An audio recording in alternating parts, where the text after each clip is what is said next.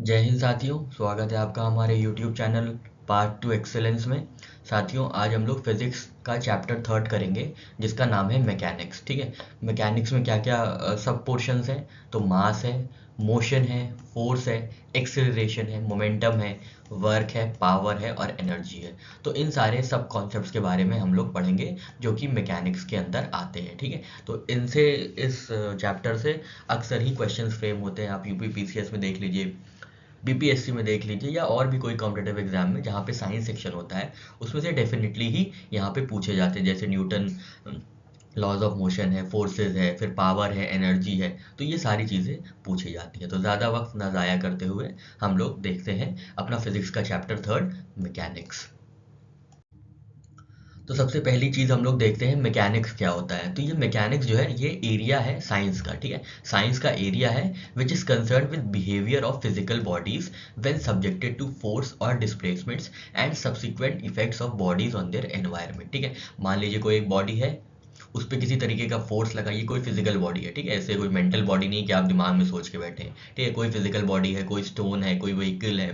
ठीक है, कुछ भी है, कोई फिजिकल बॉडी है, टेबल है, उसमें अगर कोई भी फोर्स लगता है, ठीक है, कोई भी फोर्स आप एक्सटर्नल फोर्स प्रोवाइड करते हैं, तो उसके बिहेवियर में क्या चेंजेस आते हैं, इसी को मैकेनिक्स कहते हैं। ठीक है, उसी को मैकेनिक्स कहते हैं। ठीक है, आप इसमें पावर लगा सकते हैं, आप इसमें एनर्जी लगा सकते हैं, इसमें मोमेंटम लगा सकते हैं, फोर्स लगा सकते हैं, इसको एक्सेलरेट कर सकते हैं। तो ये सारी चीज़ें जो आ जाती हैं वो मैकेनिक्स के पार्ट में आ जाती है। तो मैकेनिक्स एक ब्रॉड फील्ड है जिसके अंदर क्या होता है, जिसके अंदर चेंजेस इन मास होता है, चेंजेस इन मोशन होता है, changes in force, changes in acceleration, changes in momentum, changes in work, change in power और चेंज इन एनर्जी से डील किया जाता है। ठीक है, तो ये फिजिकल बॉडी पे जो चेंजेस होते हैं मास, मोशन, फोर्स, एक्सेलरेशन वगैरह द्वारा, उस चीज़ को मैकेनिक्स कहते हैं। ठीक है, तो मैकेनिक्स की सबसे बेसिक जो पिलर है वो है वेट का। ठीक है, क्योंकि कोई फिजिकल बॉडी है उसका वेट होगा। ठीक है, तो वेट क्या मतलब होता है, सबसे पहले वेट और मास के बीच का डिफरेंस जानना है। ठीक है, वेट क्या है, ये फोर्स है, वेट एक फोर्स है, याद रखिएगा क्या है,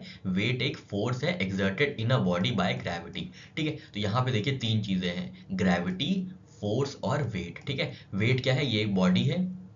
ठीक है, ये एक बॉडी है, इस पे कोई फोर्स जो लग रही है, किसके द्वारा, ग्रेविटी के द्वारा, उसको कहते हैं वेट। ठीक है, उसको कहते हैं वेट। ग्रेविटी कोई फोर्स एक्सर्ट कर रही है किसी बॉडी पे, आप जानते हैं ग्रेविटी हमको रूल करती है, मतलब एक तरीके से अभी ग्रेविटी स्ट्रॉन्ग मतलब वीक फोर्स है, पर फिर भी जो ग्रेविटी है, हम चारों तरफ अपनी ग्रेविटी देखते ही हैं कि ज़रा सा अगर हम लोग बॉल ऊपर फेंकते हैं तो अपने आप नीचे आ जाती है, तो ये ग्रेविटी होती है। ठीक है, तो ग्रेविटी कोई फोर्स एक्सर्ट करती है बॉडी पे, वही बॉडी का वेट हो जाता है। ठीक है, वही बॉडी का वेट हो जाता है। ठीक है, मतलब आप अगर मान लीजिए 60 किलो के हैं, 65 किलो के हैं, तो ये आपका जो वेट है, ये वेट जो है, ये वेट खुद का आपका वेट नहीं है, ये ग्रेविटी का फोर्स है। ठीक है, ये ग्रेविटी का फोर्स है जो ग्रेविटी आपके ऊपर एक्सर्ट कर रही है, अराउंड 60 kg का फोर्स आपके ऊपर एक्सर्ट कर रही है ग्रेविटी। इसीलिए आप धरती पे चल पा रहे हैं, पृथ्वी पे चल पा रहे हैं। अगर ग्रेविटी ना होती तो आप उड़ने लगते हैं, जैसा कि स्पेस में होता है। ठीक है, इसी से रिलेटेड कॉन्सेप्ट दूसरा है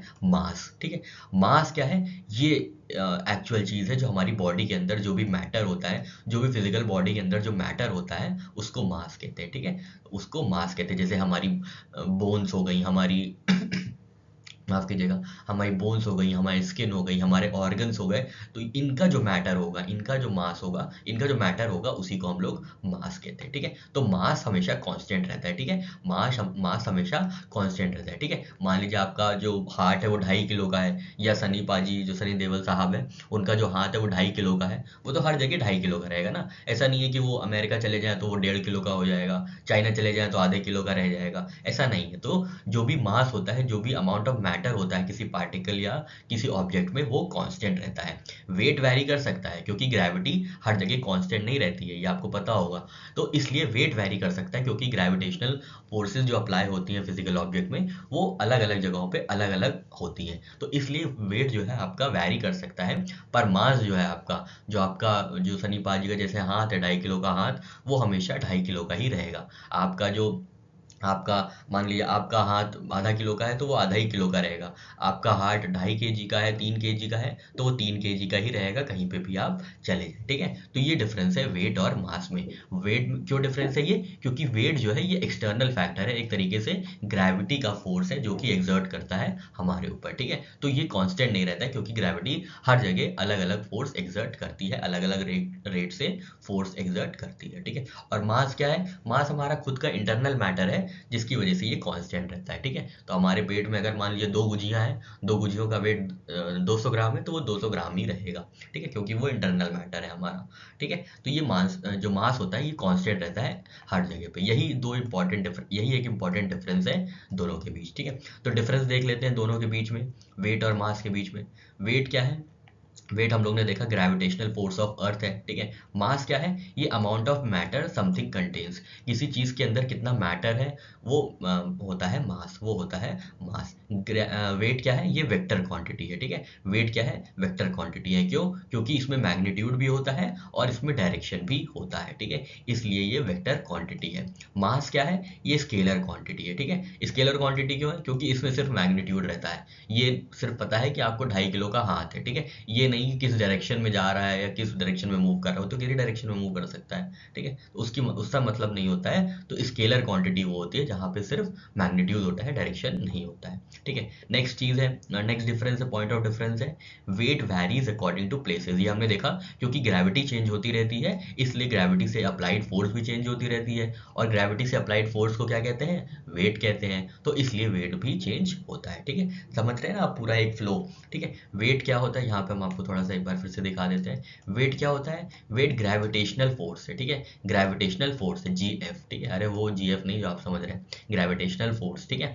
तो वेट क्या है, ग्रेविटेशनल फोर्स है, ठीक है। तो ग्रेविटेशनल फोर्स जैसे जैसे चेंज होगी वैसे वैसे वेट भी चेंज होगा, क्योंकि इससे डायरेक्टली प्रोपोर्शनल हो जाता है, ठीक है, डायरेक्टली प्रोपोर्शनल, ठीक है। मास क्या है, मास कांस्टेंट है, ये इंटरनल मैटर है बॉडी का, ठीक है। किसी फिजिकल ऑब्जेक्ट का इंटरनल मैटर है तो वो तो चेंज हो नहीं जाएगा, तो इसलिए मास जो है कांस्टेंट रहता है हर जगह पे, ठीक है। वेट की यूनिट क्या है, न्यूटन है, ठीक है। वेट की यूनिट न्यूटन है, याद रखिएगा, वेट की यूनिट न्यूटन है, और मास की जो यूनिट है वो किलोग्राम है, ठीक है। जो हमारा मास होता है वो किलोग्राम में होता है, वेट जो होता है वो न्यूटन होता है, क्यों, क्योंकि वेट क्या है, ग्रेविटेशनल फोर्स है, और फोर्स की यूनिट क्या होती है, फोर्स यूनिट न्यूटन होती है। हम लोग ने ये पहले चैप्टर में देखा था, अगर आपने नहीं देखा है तो प्लीज़ आप उसको विजिट करिए, उसके बारे में समझिए, वहाँ पे आपको सारी फिजिकल क्वांटिटीज़ के बारे में बताया गया है, और सारे ही SI यूनिट्स और CJ सिस्टम के बारे में सारी बातचीत हुई है, और जो भी रिलेशंस हैं वो भी डिराइव किए गए हैं चैप्टर 1 में, तो आप प्लीज़ उसको जाके देखें, तभी आने वाले आगे चैप्टर्स जो हैं वो आपको समझ में आएंगे, ठीक है। तो हम लोग ने यहाँ वेट और मास के बीच डिफरेंस देख लिया। नेक्स्ट है हमारा डिस्टेंस एंड डिस्प्लेसमेंट, ठीक है, डिस्टेंस एंड डिस्प्लेसमेंट, ठीक है। डिस्टेंस एंड डिस्प्लेसमेंट भी सही है एकदम। देखिए डिस्टेंस क्या होता है, दो दो डेस्टिनेशंस के बीच का जो एरिया होता है उसको डिस्टेंस कहते हैं, ठीक है। दो एरिया जो दो डिस्टेंस दो पॉइंट के बीच का जो एरिया होता है, 2 पॉइंट के बीच का जो एरिया होता है उसको डिस्टेंस कहते हैं, ठीक है। डिस्टेंस आप ऐसे कवर कर सकते हैं, ऐसे ऐसे ऐसे ऐसे ऐसे ऐसे ऐसे ऐसे, ये ऐसे ऐसे, ठीक है। तो ये पूरा आपका डिस्टेंस हो गया, ठीक है। माफ कीजिएगा। तो ये पूरा आपका डिस्टेंस हो गया, ये क्या है, ये पूरा ये जो ये है ये पूरा आपका डिस्टेंस हो गया, जितना भी आपने जिगजैग फॉर्म में ट्रैवल किया है ये पूरा आपका डिस्टेंस हो गया, ठीक है। ये पूरा पॉइंट A से पॉइंट B तक पहुंचने के लिए आपने जितना भी एरिया कवर किया वो क्या हो जाता है, वो हो जाता है डिस्टेंस। और डिस्प्लेसमेंट क्या है, डिस्प्लेसमेंट जो shortest distance between point A and B, ठीक है। Shortest distance between point A and B is displacement, ठीक है। तो डिस्टेंस और डिस्प्लेसमेंट है सिर्फ इतना छोटा सा फर्क है, ठीक है। पढ़ लेते हैं क्या लिखा हुआ है टेक्स्ट हमारा। तो जनरली हम लोग डिस्टेंस और डिस्प्लेसमेंट को एक ही तरीके से ट्रीट करते हैं, बट फिजिक्स में इसका मीनिंग डिफरेंट है। अभी हम लोग ने देखा the length of a specific path travelled between 2 point by N object is distance, ठीक है। तो 2 पॉइंट जो बीच में ट्रैवल करते हैं, एरिया कवर करते हैं, उसको डिस्टेंस कहते हैं, ठीक है। तो हम लोग ने देखा कितना एग्जैक्ट तरीके से हमने कवर किया पॉइंट A से पॉइंट B, तो वो पूरा एक डिस्टेंस हो गया, ठीक है। डिस्प्लेसमेंट क्या है, ये एक वेक्टर क्वांटिटी है whose length is shortest distance between initial to final position, ठीक है। तो A और B के बीच जो शॉर्टेस्ट डिस्टेंस है उसको हम लोग डिस्प्लेसमेंट कहते हैं। शॉर्टेस्ट डिस्टेंस एकदम स्ट्रेट लाइन में ही होगी, ठीक है, शॉर्टेस्ट डिस्टेंस स्ट्रेट लाइन में होगी तो डिस्प्लेसमेंट जो है स्ट्रेट लाइन में है, ठीक है, और डिस्प्लेसमेंट स्ट्रेट लाइन में है। और डिस्टेंस कैसा है, डिस्टेंस पूरा जिगजैग है, ऐसे ऐसे ऐसे ऐसे ऐसे ऐसे ऐसे ऐसे, ये पूरा डिस्टेंस है, ठीक है। जो डिस्टेंस होता है उसका सिर्फ मैग्नीट्यूड होता है, ठीक है, इसमें कोई डायरेक्शन नहीं दिख रहा आपको, बस मैग्नीट्यूड कवर हो रहा है, मैग्नीट्यूड पूरा कवर हो रहा है, इतना कवर 13 किलोमीटर, ठीक है। लेकिन डिस्प्लेसमेंट जो है वो मैग्नीट्यूड भी होता है और एक डायरेक्शन में भी होता है, ठीक है। देखिए ये डायरेक्शन से यहाँ गए शॉर्टेस्ट डायरेक्शन, ठीक है, शॉर्टेस्ट डायरेक्शन, ठीक है, तो ये पूरा एक डायरेक्शन हो गया, ठीक है। अब आप इसको कैसे डायरेक्ट करेंगे कि ये पहले नॉर्थ गया, फिर नॉर्थ ईस्ट गया, फिर साउथ आया, फिर साउथ वेस्ट आया, तो आप इसको तो मतलब इसका कोई स्पेसिफाइड डायरेक्शन नहीं आप इसको असाइन कर सकते हैं डिस्टेंस को, पर डिस्प्लेसमेंट को आप असाइन कर सकते हैं कि ए से बी गया है, मतलब वेस्ट से ईस्ट गया है, ठीक है, तो ये एक पूरा डायरेक्शन भी हो गया इनका, मतलब लेफ्ट से राइट गए हैं, ठीक है। तो डिस्टेंस क्या है, डिस्टेंस में सिर्फ मैग्नीट्यूड है और डिस्प्लेसमेंट में डायरेक्शन है, ठीक है। Distance is scalar quantity and displacement is vector quantity, ठीक है। Travel distance by N object is not zero but the final displacement may be zero, ठीक है। अब देखिए ये एक ऑब्जेक्ट है, ये हम ऐसे ऐसे घूम के ऐसे ऐसे ऐसे ऐसे ऐसे घूम के आ गए, यहीं आ गए, ठीक है, यहीं आ गए, पॉइंट ए पे ही आ गए, यहीं पे आ गए, पर हमने डिस्टेंस तो ये ट्रैवल किया ना, ठीक है, ये पूरा डिस्टेंस हमने ट्रैवल किया, ये पूरा डिस्टेंस ऐसे ऐसे जिगजैग में, तो डिस्टेंस तो हमारा हो गया, पर डिस्प्लेसमेंट देखिए क्या है, जो सबसे शॉर्टेस्ट डिस्टेंस होती है बिटवीन टू पॉइंट्स उसी को डिस्प्लेसमेंट कहते हैं, पर यहाँ पे तो कुछ डिस्प्लेसमेंट हुआ ही नहीं है, तो डिस्प्लेसमेंट जीरो हो सकता है पर डिस्टेंस जीरो नहीं हो सकता है, ठीक है। डिस्टेंस क्यों नहीं जीरो होगा, क्योंकि देखिए डिस्टेंस हमने ऐसे ऐसे ऐसे ऐसे इतना कवर कर लिया, पर डिस्प्लेसमेंट यहाँ पे जीरो ही है, तो यहाँ पे डिस्प्लेसमेंट हमेशा जो शॉर्टेस्ट डिस्टेंस है between initial and final position वो तो जीरो ही है, तो डिस्प्लेसमेंट इसलिए जीरो हो जाता है, ठीक है। तो यहाँ पे हमने डिस्टेंस और डिस्प्लेसमेंट की बात की और वेट और मास की बात की। बढ़ते हैं अपने नेक्स्ट सब कॉन्सेप्ट्स की ओर। अब यहाँ पे एक लिस्ट है, आप देख लीजिए कि कौन कौन सी स्केलर क्वांटिटी है और कौन कौन सी वेक्टर क्वांटिटी है, क्योंकि अभी हम लोग जब प्रीवियस ईयर क्वेश्चंस करेंगे तो आप इसमें देखेंगे बहुत आसानी से पूछा जाता है कि कौन सी वेक्टर क्वांटिटी है, कौन सी स्केलर क्वांटिटी है, तो आपको एक बार ये याद रखना है कि कौन सी फिजिकल यूनिट जो है वो स्केलर क्वांटिटी है और कौन सी फिजिकल क्वांटिटी जो है वो वेक्टर क्वांटिटी है, ठीक है। तो स्केलर में देख लेते हैं, स्केलर मतलब क्या होता है, जिसका सिर्फ मैग्नीट्यूड होता है, डायरेक्शन नहीं होता है, ठीक है, इनका कोई डायरेक्शन नहीं होता है। वेक्टर्स का क्या होता है, वेक्टर्स का मैग्नीट्यूड भी होता है प्लस डायरेक्शन भी होता है, ठीक है, बस इतना सा डिफरेंस है। स्केलर में कौन कौन है, तो स्केलर में मास है, लेंथ है, टाइम है, डिस्टेंस है, स्पीड है, वर्क है, एनर्जी है, वॉल्यूम है, डेंसिटी है, पावर है, प्रेशर है, इलेक्ट्रिक पोटेंशियल है, ग्रेविटेशनल पोटेंशियल है, मैग्नेटिक पोटेंशियल है, रेजिस्टेंस है और इलेक्ट्रिक करंट है।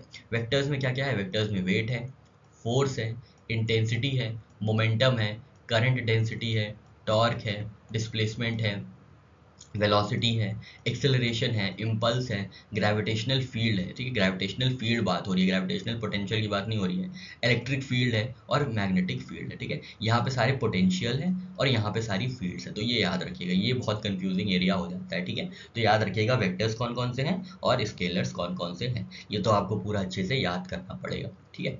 चलिए आगे बढ़ते हैं। यहाँ पे डिस्टेंस और डिस्प्लेसमेंट की बात कर लेते हैं, हालांकि हम लोग ने ये बात कर ली पर फिर भी एक बार देख लेते हैं। तो डिस्टेंस क्या है, length of path travels by a body is called distance, ठीक है। द पाथ में नॉट बी स्ट्रेट, हमने देखा था। It is a scalar quantity, हमने देखा था। और SI unit of distance is metre, ठीक है, और सीजीएस सिस्टम में इसकी यूनिट सेंटीमीटर है, ठीक है। तो याद रखिएगा डिस्टेंस की जो एसआई यूनिट है वो मीटर है, हम लोग देखते हैं कितने मीटर गए, कितने मीटर आए, कितना मीटर कपड़ा, कितना सेंटीमीटर कपड़ा, तो ये सब देखते हैं सीजीएस सिस्टम में, ठीक है। डिस्प्लेसमेंट हम लोग ने देखा था, shortest distance from initial to final position having magnitude and direction, ठीक है। it is a direction, देखिए it is a direction from initial position to final position, that is why it is vector quantity, ठीक है। इसलिए ये vector quantity है क्योंकि इसकी जो है मैग्नीट्यूड तो है ही है और डायरेक्शन भी है। और SI unit of displacement is metre और सीजीएस सिस्टम में सीजीएस यूनिट इज सेंटीमीटर, वही सेम है, डिस्टेंस डिस्प्लेसमेंट की यूनिट सेम है, ठीक है। अभी हम लोग ने देखा था कि डिस्प्लेसमेंट डिस्टेंस जीरो नहीं हो सकता है but displacement can be positive, zero या नेगेटिव, ठीक है। यहाँ पे पॉइंट ऑफ डिफरेंसेस देख लेते हैं। तो ये एक्चुअल पाथ है, ये शॉर्टेस्ट डिस्टेंस है, ठीक है। डिस्टेंस क्या है, स्केलर क्वांटिटी है, डिस्प्लेसमेंट एक वेक्टर क्वांटिटी है। डिस्टेंस जो है हमेशा ही पॉजिटिव रहेगा, ठीक है। और डिस्प्लेसमेंट क्या है, ये पॉजिटिव भी हो सकता है, जीरो भी हो सकता है और नेगेटिव भी हो सकता है डिपेंडिंग ऑन डायरेक्शन, ठीक है। फिर क्या है, it can be more than और equal to magnitude of displacement, ये मैग्नीट्यूड के बराबर या मैग्नीट्यूड के इक्वल हो सकता है, किसके, डिस्प्लेसमेंट के मैग्नीट्यूड के। लेकिन इसका जो मैग्नीट्यूड है ये लेस होगा या इक्वल होगा डिस्टेंस के, but can never be greater than distance, distance से ज़्यादा मैग्नीट्यूड नहीं हो सकता, ये बहुत इंपॉर्टेंट है, ठीक है। डिस्प्लेसमेंट जो है वो डिस्टेंस से ज़्यादा नहीं हो सकता है, ठीक है। मान लीजिए ये कैसे इक्वल होगा, और मान लीजिए ये पॉइंट ए और ये पॉइंट बी है, ठीक है। ये हम लोग डिस्टेंस ट्रैवल कर रहे हैं स्ट्रेट लाइन में, तो यही डिस्टेंस भी हो गया और यही डिस्प्लेसमेंट भी हो गया, ठीक है, यही डिस्प्लेसमेंट भी हो गया, ठीक है। पर मान लीजिए ए और बी से हम ऐसे ऐसे ट्रैवल कर रहे हैं, ये, ठीक है। तो लेकिन डिस्टेंस देखिए अब ज़्यादा हो गया, ये ऐसे ऐसे ऐसे ऐसे ऐसे, डिस्टेंस अब ज़्यादा हो गया है, डिस्टेंस अब ज़्यादा हो गया है डिस्प्लेसमेंट से, ठीक है। डिस्प्लेसमेंट तो हमेशा ही शॉर्टेस्ट डिस्टेंस रहेगा, क्योंकि डिस्प्लेसमेंट हमेशा शॉर्टेस्ट डिस्टेंस रहेगा, इसलिए डिस्प्लेसमेंट जो है वो या तो बराबर हो सकता है या तो छोटा ही रहेगा, क्योंकि वो शॉर्टेस्ट डिस्टेंस है डिस्प्लेसमेंट, इसलिए क्या है, डिस्प्लेसमेंट का जो मैग्नीट्यूड है वो या तो बराबर हो सकता है डिस्टेंस के मैग्नीट्यूड के, या छोटा होगा, कभी भी बड़ा नहीं होगा, ठीक है। बड़ा हो जाएगा तो वो शॉर्टेस्ट डिस्टेंस नहीं रह पाएगा, ठीक है, शॉर्टेस्ट डिस्प्लेसमेंट नहीं रह पाएगा या शॉर्टेस्ट डिस्टेंस नहीं रह पाएगा, इसलिए डिस्प्लेसमेंट हमेशा बराबर रहेगा या छोटा रहेगा डिस्टेंस से, ठीक है। नेक्स्ट पॉइंट है हमारा fifth point, it may not be zero even if displacement is zero, ठीक है। जीरो डिस्प्लेसमेंट डिस्टेंस तो हो ही नहीं सकता है, जब आप कुछ कवर ही नहीं करेंगे तो कैसा डिस्टेंस हुआ, जब कुछ कवर करने को ही तो डिस्टेंस कहते हैं। मान लीजिए 1 किलोमीटर भी आपने कवर किया, 100 मीटर भी कवर किया, तो आपने किया ना 100 मीटर, ठीक है, तो वो जीरो कभी हो ही नहीं सकता, अगर जीरो होगा तो डिस्टेंस ही नहीं कहलाएगा, ठीक है। डिस्प्लेसमेंट हमने देखा था ये जीरो भी हो सकता है चाहे डिस्टेंस जीरो हो, ठीक है। It is zero if distance is zero, obviously अगर डिस्टेंस जीरो है, कहीं गए नहीं है, तो शॉर्टेस्ट डिस्टेंस भी नहीं निकाल पाएंगे और डिस्प्लेसमेंट भी जीरो हो जाएगा, ठीक है। बहुत इंपॉर्टेंट पॉइंट्स हम लोग ने डिस्कस किए, अब हम लोग बढ़ते हैं कुछ और कॉन्सेप्ट्स की ओर। नेक्स्ट हमारी जो कॉन्सेप्ट है वो है स्पीड और वेलोसिटी की, ठीक है। स्पीड क्या होता है, speed is distance travelled per unit time, ठीक है। Speed is distance travelled per unit time, कितने टाइम में आपने डिस्टेंस कवर किया है वही स्पीड हो जाती है, ठीक है। ट्रैवल डिस्टेंस अपॉन टाइम, ठीक है। स्पीड एक स्केलर क्वांटिटी है, सिर्फ आप स्पीड ये बता सकते हैं कितने किलोमीटर प्रति रफ्तार की स्पीड आपने कवर की है। स्पीड की कोई डायरेक्शन तो होती नहीं, स्पीड तो किसी भी डायरेक्शन में चली जाएगी, ठीक है, तो स्पीड की कोई डायरेक्शन नहीं होती है। और एसआई यूनिट जो होती है ये मीटर पर सेकेंड होती है, क्यों, क्योंकि डिस्टेंस की जो यूनिट होती है वो क्या होती है, वो मीटर होती है, ठीक है। और टाइम की यूनिट क्या होती है, टाइम की एसआई यूनिट क्या होती है, सेकेंड, तो इसकी ये देखिए मीटर अपॉन सेकेंड, तो ये क्या हो गया, metre per second, metre per second, ठीक है, मीटर पर सेकेंड हो गई स्पीड की यूनिट, ठीक है। नेक्स्ट है इसी कॉन्सेप्ट में वेलोसिटी, अगर कोई पर्टिकुलर डायरेक्शन में चेंज हो रहा है, कोई पर्टिकुलर डायरेक्शन में डिस्टेंस ट्रैवल किया जा रहा है पर यूनिट टाइम, तो उसको वेलोसिटी कहेंगे, ठीक है। वेलोसिटी क्या है, ये डिस्प्लेसमेंट है, ठीक है। डिस्प्लेसमेंट क्या होता है, shortest distance between two points, ठीक है। तो डिस्प्लेसमेंट, स्पीड किससे रिलेटेड है, स्पीड डिस्टेंस से रिलेटेड है, और वेलोसिटी डिस्प्लेसमेंट से रिलेटेड है, ठीक है। स्पीड डिस्टेंस से रिलेटेड है तो डिस्टेंस भी स्केलर है तो स्पीड भी स्केलर हो गई, ठीक है। इसीलिए आप ऐसे याद रखिएगा, डिस्टेंस स्केलर थी, हमने देखा था भाई डिस्टेंस का कोई ईमान धर्म नहीं होता, कोई भी डायरेक्शन नहीं होता, तो डिस्टेंस क्या होता है, डिस्टेंस स्केलर क्वांटिटी हो गई। अब डिस्टेंस स्केलर क्वांटिटी है तो उससे रिलेटेड कोई भी क्वांटिटी स्केलर ही कहलाएगी, ठीक है। तो उससे रिलेटेड क्वांटिटी कौन सी है, स्पीड एक क्वांटिटी है, ठीक है। तो स्पीड क्या है, ये distance travelled per unit time, तो अगर डिस्टेंस स्केलर है तो स्पीड भी स्केलर हो गई।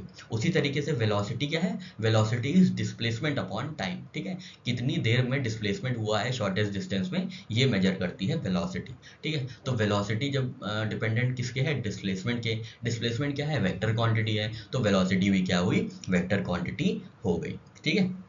यहाँ पे ये डिफरेंस है स्पीड और वेलोसिटी में, बस डिस्टेंस और डिस्प्लेसमेंट का अंतर है, और डिस्टेंस और डिस्प्लेसमेंट का अंतर हम लोगों ने बहुत अच्छे से अभी पुराने स्लाइड्स में देखा है, ठीक है।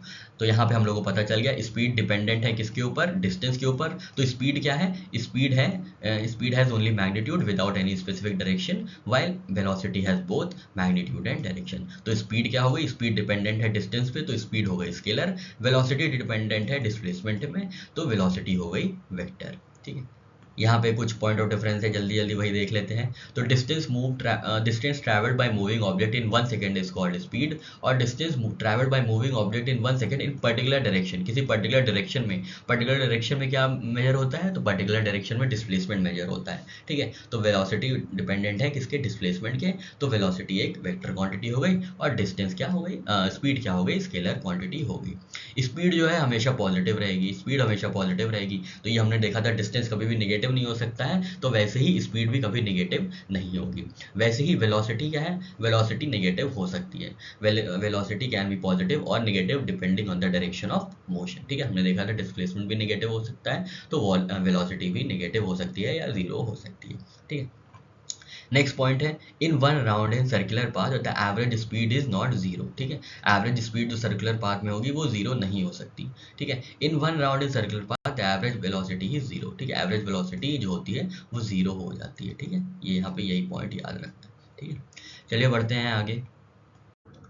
नेक्स्ट है एक्सेलरेशन। अब एक्सेलरेशन क्या है, acceleration is rate of change of velocity of an object with respect of time, ठीक है। तो एक्सेलरेशन क्या है, rate of change of velocity with respect to time, ठीक है। तो एक्सेलरेशन का फॉर्मूला क्या हो गया, final velocity minus initial velocity upon time, क्योंकि रेट ऑफ चेंज यहाँ पे मेजर हो रहा है किसका, वेलोसिटी का। Change in velocity acceleration measure करता है, तो इसलिए वेलोसिटी अपॉन टाइम, ठीक है। अगर हम इसको थोड़ा सा और बढ़ा दें तो ये final displacement minus initial displacement upon time हो जाएगा ना, क्योंकि वेलोसिटी किस पे डिपेंडेंट है, डिस्प्लेसमेंट में डिपेंडेंट है। तो अगर हम इसको एक्सटेंड कर लें ये फॉर्मूला, तो final displacement minus initial displacement upon time, ठीक है। तो एक्सेलरेशन का जो फॉर्मूला होता है ये v minus u upon T, V होती है फाइनल वेलोसिटी, u होती है इनिशियल वेलोसिटी अपॉन टाइम।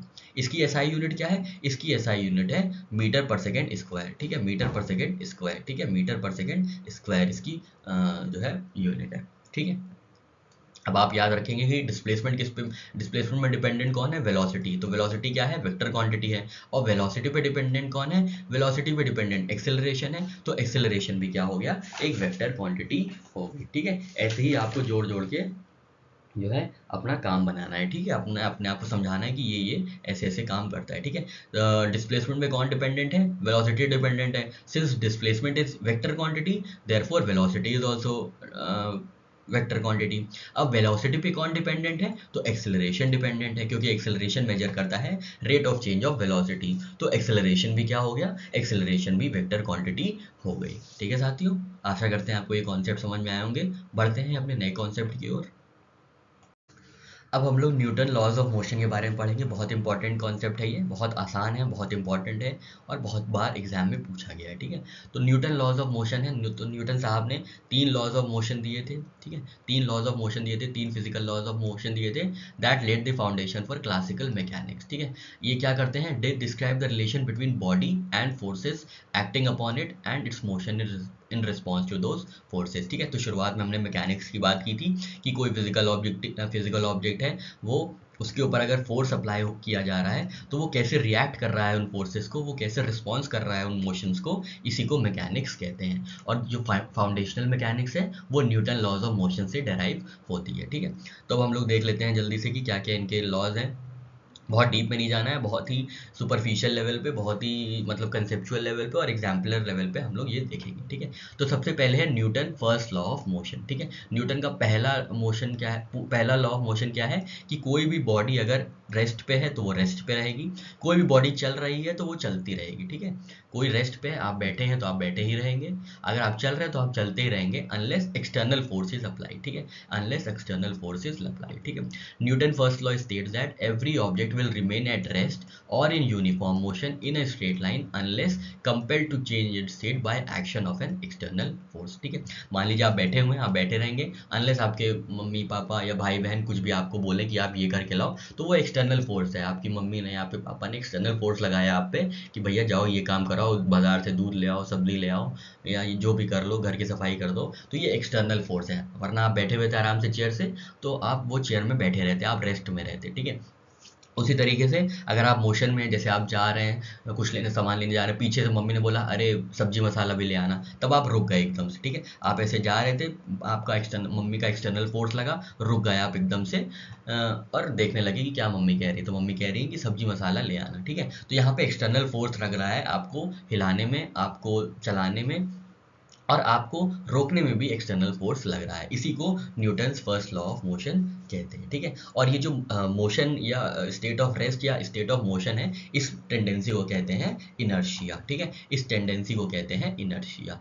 तो इनर्शिया क्या है, ये टेंडेंसी ऑफ मैटर है by which it continues in its existing state of rest और uniform motion in a straight line unless that state is change by an external force, ठीक है। तो अगर आप रेस्ट पे है तो ये आप इनर्शिया ऑफ रेस्ट में है, ठीक है। और अगर आप मोशन में है तो आप इनर्शिया ऑफ मोशन में है, ठीक है। तो ये टेंडेंसी है इनर्शिया जिसको कहते हैं, जिसके अनुसार क्या होता है, जो भी कोई मैटर है, फिजिकल ऑब्जेक्ट है, वो that continues to be in the state of rest, मतलब वो रेस्ट के स्टेट में रहते हैं या यूनिफॉर्म मोशन के स्टेट में रहते हैं अगर कोई एक्सटर्नल फोर्स नहीं अप्लाई किया जाता है। तो अगर एक्सटर्नल फोर्स अप्लाई किया जाता है तो वो इनर्शिया ऑफ रेस्ट चेंज हो जाता है इनर्शिया ऑफ मोशन में, और inertia of motion external force लगाने पे चेंज हो जाता है इनर्शिया ऑफ रेस्ट में, ठीक है। तो यहाँ पे इनर्शिया का कॉन्सेप्ट आ गया, ठीक है। उसके बाद है tendency of an object to resist changes in its state of motion varies with mass, ठीक है। तो अगर आपने एक्सटर्नल फोर्स लगाया है, वो फोर्स कितना रेजिस्ट करेगा एक फिजिकल बॉडी, इसको ये डिपेंडेंट होता है मास पे, ठीक है। जितना ज़्यादा मास है उतना ही ज़्यादा रेजिस्टेंस होगा, ठीक है। कोई बहुत बड़ा पत्थर है, उसको हिलाने में बहुत ज़्यादा इनर्शिया ऑफ मोशन की ज़रूरत पड़ेगी, बहुत ज़्यादा एक्सटर्नल फोर्स की ज़रूरत पड़ेगी, क्योंकि इसका मास बहुत ज़्यादा है, ठीक है। तो ये अगर आप मान लीजिए इस पत्थर को हटाने के लिए यहाँ से 10 न्यूटन का फोर्स चाहिए, ठीक है। 10 न्यूटन का फोर्स चाहिए, 10 न्यूटन की फोर्स चाहिए। तो अगर आप जब तक 9 न्यूटन फोर्स लगा रहे हैं तब तक ये रेजिस्ट करेगा मूवमेंट की, ठीक है, क्योंकि इसका मास जो है ये 10 न्यूटन के बराबर है, ठीक है। इसका मास 10 न्यूटन के बराबर है, इसलिए इसको फोर्स भी चाहिए होगा 10 न्यूटन का, इसको हटाने के लिए, डिस्प्लेस करने के लिए। आप जब तक 9.9 न्यूटन का फोर्स लगाएंगे तब तक ये मूव नहीं करेगा, क्योंकि इसका मास 10 न्यूटन का है, इसका मास रेजिस्ट करेगा 9.9 न्यूटन तक। पर जहाँ पे ये 10 न्यूटन रीच हो जाएगा आपकी फोर्स, वहाँ पे ये जो इसका मास है 10 न्यूटन का और अब बराबर हो गया फोर्स 10 न्यूटन, तब ये वहाँ से हट जाएगा, वहाँ से डिस्प्लेस हो जाएगा, ठीक है। तो ये जो ऑब्जेक्ट की टेंडेंसी है चेंज को रेजिस्ट करने की, मतलब अपने चेंज को रेजिस्ट करने की, या तो वो मोशन में है तो मोशन से रेस्ट पे आने पे, या रेस्ट से मोशन में आने में, ये जो रेजिस्टेंस है ये किस पे डिपेंडेंट होगा, ये मास पे डिपेंडेंट होगा, ठीक है। तो शुरुआत में ही हम लोग ने पढ़ा था मास क्या है, मास इंटरनल मैटर है बॉडी का या किसी फिजिकल ऑब्जेक्ट का, ठीक है। वेट के लिए हम लोग ने क्या पढ़ा था, वेट एक ग्रेविटेशनल फोर्स अप्लाई होता है, ठीक है। पर मास क्या है, वो कांस्टेंट है, और वो जो है हमारा इंटरनल मैटर है, ठीक है। इंटरनल मैटर है पार्टिकल का या फिजिकल ऑब्जेक्ट का, ठीक है। तो जितना ज़्यादा मास है उतना ज़्यादा रेजिस्टेंस है with respect to change of state of motion या change of state of rest, ठीक है। तो आशा करते हैं आपको ये चीज़ समझ में आ गई होगी कि जो ऑब्जेक्ट का रेजिस्टेंस है डिस्प्लेसमेंट होने के लिए, वो डिपेंड करता है मास पे, ठीक है। Mass is that quantity which is solely dependent upon inertia of an object, ठीक है। उनसे इनर्शिया पे डिपेंडेंट है। इसका मतलब क्या है, the more inertia that an object has the more mass that it has, ठीक है। तो वही बताया कि बहुत बड़ा कोई पत्थर है, उसका मास बहुत ज़्यादा है तो उसका इनर्शिया भी बहुत ज़्यादा होगा, ठीक है। चाहे वो इनर्शिया ऑफ रेस्ट हो या इनर्शिया ऑफ मोशन हो। अगर वो पत्थर गिरता चला जा रहा है, बहुत भारी सा पत्थर, उसका मास बहुत ज़्यादा है, तो उसको इतना ही फोर्स चाहिए होगा रेस्ट पे आने पे, ठीक है। उसी तरीके से अगर कोई बहुत भारी पत्थर रेस्ट पे है तो उसको उतना ही मोशन चाहिए होगा, उतना ही फोर्स चाहिए होगा उसको मूव कराने के लिए, ठीक है। उसको अपना इनर्शिया ऑफ मोशन या इनर्शिया ऑफ रेस्ट को चेंज करने के लिए, ठीक है। तो ये याद रखिएगा आप कि इनर्शिया जो है ये मास पे डिपेंडेंट है, ठीक है। अब दो तरीके के इनर्शिया होते हैं तो उसके एग्जांपल से देख लेते हैं। एक इनर्शिया ऑफ रेस्ट होता है और एक इनर्शिया ऑफ मोशन होता है, ठीक है। इनर्शिया ऑफ रेस्ट के दो एग्जांपल है, देख लेते हैं, ठीक है। आपने ट्रेन में सफ़र किया होगा, ट्रेन में क्या होता है, हम लोग ऐसे बैठे रहते हैं, ठीक है। ये मान लीजिए ये ऐसे बैठे हुए हैं, पर जैसे ही ट्रेन रुकती है तो ये वाला जो लोअर पोर्शन है ये स्टेट ऑफ रेस्ट में आ जाता है। अभी तक ट्रेन चल रही है, फिर ये state of inertia of motion में है, पर नीचे वाला पोर्शन जो है जब ट्रेन रुकती है तो इनर्शिया ऑफ रेस्ट में आ जाता है, ठीक है। नीचे वाला पोर्शन इनर्शिया ऑफ रेस्ट में है, ऊपर वाला पोर्शन इनर्शिया ऑफ मोशन में है। तो ये जो डिस्क्रिपेंसी होती है, इसी की वजह से जो है हम लोग बैकवर्ड मूव्स कर जाते हैं, टेंड टू फॉल बैकवर्ड्स, ठीक है। क्योंकि नीचे जो हमारे पैर हैं वो रेस्ट पे आ गए हैं, इनर्शिया ऑफ रेस्ट पे आ गए हैं, पर जो हमारा अपर पोर्शन है, हमारा फेस है, हमारा चेस्ट है, हमारे शोल्डर्स है, वो अभी भी मोशन में है। इसलिए ये दोनों डिफरेंस की वजह से क्या होता है कि हम लोग जब ट्रेन रुकती है तो आगे, मतलब आगे थोड़ा सा आगे गिर जाते हैं या फॉल कर जाते हैं बैकवर्ड्स, ठीक है, या तो पीछे चले जाते हैं, ठीक है। तो ऐसी चीज़ ये क्यों होती है, क्योंकि इनर्शिया ऑफ रेस्ट और इनर्शिया ऑफ मोशन में डिफरेंस आ जाता है, ठीक है। तो आपको ये समझ में आ गया, ये आप पढ़ लीजिएगा। इसी तरीके से अगर हम अपनी कोई कारपेट होती है या कोई कपड़े होते हैं, गंदे कपड़े, उन पे जब डंडा मारते हैं, स्टिक मारते हैं, तो क्या होता है, उनकी डस्ट बाहर आ जाती है। क्यों? क्योंकि डस्ट जो है वो तो स्टेट ऑफ रेस्ट में है, ठीक है, स्टेट ऑफ रेस्ट में आराम से आराम कर रही है, पर जो कारपेट होता है या जो कपड़ा होता है वो मोशन में आ जाता है, ठीक है। तो इसी डिफरेंस की वजह से जो है डस्ट गिर जाती हैं, और मोशन में जो कारपेट है जो मोशन में, वो सारी डस्ट गिरा देता है, क्योंकि डस्ट रेस्ट पे रहती हैं तो रेस्ट पे ही रह जाती हैं और नीचे गिर जाती हैं, जबकि कारपेट जो है या कपड़ा जो है वो मूव कर जाता है, ठीक है। तो ये इसलिए ये काम होता है। तो ये एग्जाम्पल्स किसके हैं? ये एग्जाम्पल है Newton first law of motion के, जो कहता है every object will remain at rest और in uniform motion unless external forces applied to change that state of rest या स्टेट ऑफ मोशन, ठीक है। कोई भी फिजिकल ऑब्जेक्ट है वो तो या तो रेस्ट में रहेगा या तो मूवमेंट में रहेगा, अनलेस एक्सटर्नल फोर्स अप्लाई किया जाता है उसके स्टेट ऑफ रेस्ट या स्टेट ऑफ मोशन को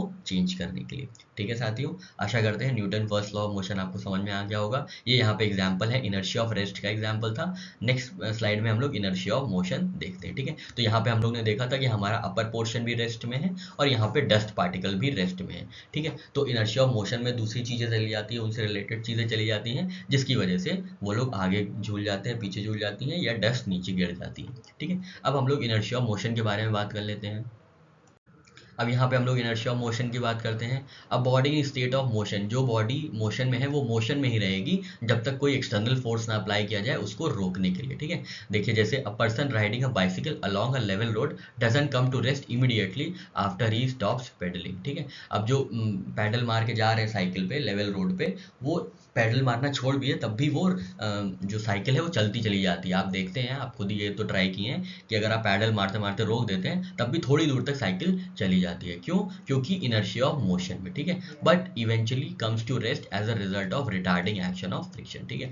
बट फिर बाद में वो रेस्ट पे आ जाती है क्योंकि फ्रिक्शन काम करने लगता है, एक्सटर्नल फोर्स काम करने लगता है उसको रोकने के लिए, ठीक है। अगर एकदम फ्रिक्शन जीरो होगा, आप देखिए आप बर्फ पे साइकिल चलाइए, जो तेजी से आप बर्फ पे साइकिल चलाएंगे, एक बार पैडल मारेंगे तो 4 किलोमीटर पहुंच जाएंगे, ठीक है। क्योंकि वहां पे फ्रिक्शन जो है, एक्सटर्नल फोर्स इतना कम होता है कि आप बहुत ज्यादा दूर तक इनर्शिया ऑफ मोशन को मेंटेन कर सकते हैं, ठीक है। नेक्स्ट इनर्शिया ऑफ मोशन में एग्जांपल है a ball thrown vertically upwards by a person in a moving train come back to his hand due to inertia of motion, ठीक है। तो दोनों ही चीजें मोशन में है, इसलिए जो है बॉल अगर आप ट्रैवल कर रहे हैं, रेल में ट्रैवल कर रहे हैं, रेलवेज में ट्रेन में ट्रैवल कर रहे हैं, तो अगर आप बॉल उछालेंगे तो बॉल भी इनर्शिया ऑफ मोशन में है, ठीक है, मोशन में है, ट्रेन भी मोशन में है, आप भी मोशन में है, तो इसीलिए वो मेंटेन करते हैं, दोनों ही मोशन मेंटेन करते हैं और वो आगे चले जाते हैं। यहाँ पे कोई एक्सटर्नल फोर्स नहीं लग रहा है जो कि बॉल को रोके, ठीक है, बॉल को रोके या बॉल को आगे बढ़ने से रोके या बॉल का जो भी स्टेट है वो चेंज करे, जिसकी वजह से बॉल आपके पास ही गिरती है इनर्शिया ऑफ मोशन में, ठीक है। नेक्स्ट एग्जाम्पल है a person often runs before taking a jump, ताकि क्यों होता है, ताकि वो उसकी जो बॉडी है वो पूरी बॉडी मोशन में आ जाए, ठीक है। ऐसा नहीं है कि सिर्फ पैर ही मोशन में रहे, बल्कि पूरी बॉडी मोशन में आ जाए, इसलिए पर्सन जो है थोड़ा सा दौड़ जाते हैं जंप करने से पहले, कूदने से पहले, ठीक है। ये क्या इसका रीज़न है? The reason is that by running first he brings himself in the state of motion, then it becomes easier for him to take a jump, ठीक है। तो पूरी बॉडी मोशन में आ जाती है एक्सटर्नल फोर्स की वजह से, तो इससे क्या होता है, आसानी से जंप लिया जा सकता है, ठीक। नेक्स्ट ऑप्शन है, सॉरी नेक्स्ट एग्जांपल है when a running car stop suddenly passenger is jerked forward due to inertia of motion, ठीक है। तो आप किसी कार में जा रहे हैं और आप बैठे हुए हैं आराम से, आपकी बॉडी रेस्ट पे है, ठीक है, इनर्शिया ऑफ रेस्ट में है, पर एकदम से अगर जर्क मार दिया, अगर एकदम से ब्रेक मार दिया किसी रोड ब्लॉक की वजह से या कोई सामने आ गया, तो आप एकदम से आगे चले जाते हैं। क्यों? क्योंकि आपका जो पैर है वो एकदम से इनर्शिया ऑफ रेस्ट में आ गया, बल्कि आपकी बॉडी जो है वो मोशन में है, ठीक है। आपकी बॉडी चली जा रही है, आपकी बॉडी मोशन में है, पर एकदम से क्या हुआ, इनर्शिया ऑफ मोशन जीरो हो गया और आपका पैर और आपकी जो बॉडी अपर बॉडी है उसमें डिस्क्रिपेंसी हुई, उसमें इनर्शिया ऑफ रेस्ट और इनर्शिया ऑफ मोशन का डिफरेंस हो गया, जिसकी वजह से आप आगे चले जाते हैं, ठीक है। तो ये तो बहुत ही आसान है, आपने खुद भी ऑब्जर्व किया होगा। ये तो हमने देखा ही है, property of inertia is because of mass of body, जितना मास है उतना ही इनर्शिया होगी, ठीक है। Greater the mass greater is the inertia, ठीक है। नेक्स्ट है हमारा concept second law of motion, Newton का सेकेंड लॉ ऑफ मोशन। अभी हम लोग ने फर्स्ट लॉ पढ़ा था, न्यूटन का सेकेंड लॉ पढ़ते हैं, ठीक है। तो सेकेंड लॉ क्या स्टेट करता है? ये स्टेट करता है कि किसी की ऑब्जेक्ट का एक्सेलरेशन जो है वो दो वेरिएबल्स पे डिपेंडेंट है। किस पे? एक तो जो फोर्स लग रही है उस पर, और एक दूसरा मास ऑफ द ऑब्जेक्ट, ठीक है। तो हम लोग ने देखा था कि जो इनर्शिया है वो भी मास पे डिपेंडेंट है, ठीक है। जितना मास होगा उतना ही इनर्शिया होगी, ठीक है। जितना ज़्यादा भारी मास होगा उतना ही ज़्यादा रेजिस्टेंस होगा अपनी स्टेट को चेंज करने के लिए, ठीक है। तो ये हमने अभी पिछली स्लाइड में देखा था। दूसरा वेरिएबल है जितना फोर्स लगाया जाएगा, ठीक है।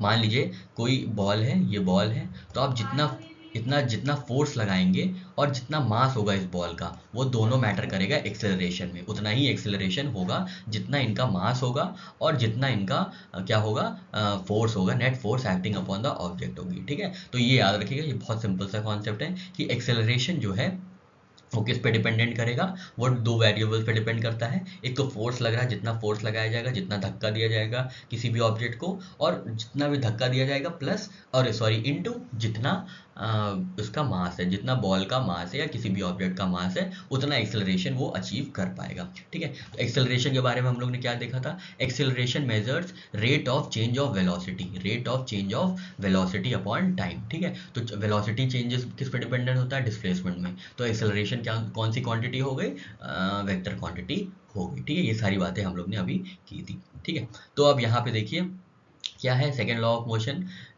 एक्सेलरेशन जो है वो डिपेंडेंट किस पे है, एक्सेलरेशन किस पे डिपेंडेंट है, मास पे और फोर्स पे। ठीक है, फोर्स पे और मास पे। तो ये फोर्स क्या हो गई, फोर्स का फॉर्मूला क्या हो गया यहाँ से, मास इंटू एक्सेलरेशन। ठीक है, मास इंटू एक्सेलरेशन। कितना फोर्स लगाना पड़ेगा, जितना मास है और जितना एक्सेलरेशन देना है। ठीक है, तो ये हो गया force upon force is equal to mass into acceleration. ठीक है, तो एक्सेलरेशन क्या हो गया, फोर्स अपॉन मास। ठीक है, एक्सेलरेशन क्या हो गया, फोर्स अपॉन मास। ठीक है, क्यों, क्योंकि एक्सेलरेशन जो है वो दो चीज पे डिपेंडेंट है, एक तो net force applied upon mass of an object. ठीक है, फोर्स अप्लाइड मान लो 10 न्यूटन की फोर्स अप्लाइड है, और मास कितना है, मास हो गया 5 किलो अगर मास है मान लीजिए मास, तो ये एक्सेलरेशन कितना अचीव होगा, 2 मीटर पर सेकेंड स्क्वायर। ठीक है, 2 मीटर पर सेकेंड स्क्वायर का एक्सेलरेशन अचीव हो जाएगा।